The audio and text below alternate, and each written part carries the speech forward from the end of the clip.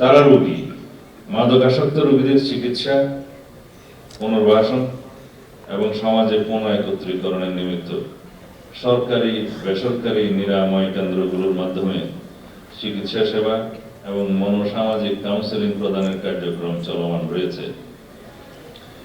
সারা দেশে সরকারি ও বেসরকারি পর্যায়ে চিকিৎসা ও পুনর্বাসন কার্যক্রম সম্প্রসারণের পাশাপাশি চিকিৎসার মান উন্নয়নমূলক বিভিন্ন উদ্যোগ বাস্তবায়িত হচ্ছে। বেসরকারি পুনর্বাসন কেন্দ্রগুলোর মান উন্নয়নে সরকার অনুদান প্রদান করছে। অ্যাডিকশন প্রফেশনালদের দক্ষতা বৃদ্ধির জন্য প্রশিক্ষণ দেওয়া হচ্ছে।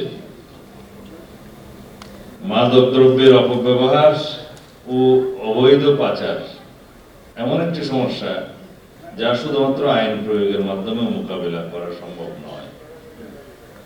আইনের কার্যকর প্রয়োগের পাশাপাশি সমাজের সকল স্তরের মানুষের সক্রিয় অংশগ্রহণ নিশ্চিত করে একটি শক্তিশালী মাদক বিরোধী সামাজিক আন্দোলন গড়ে তুলতে হবে।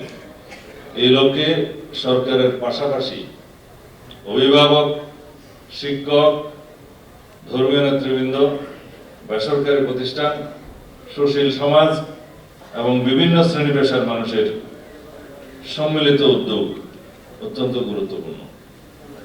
সবার প্রতি আমার আন্তরিক আহ্বান, আসুন আমরা সম্মিলিতভাবে একটি সুস্থ, নিরাপদ ও মাদক মুক্ত বাংলাদেশ গড়ে তুলি।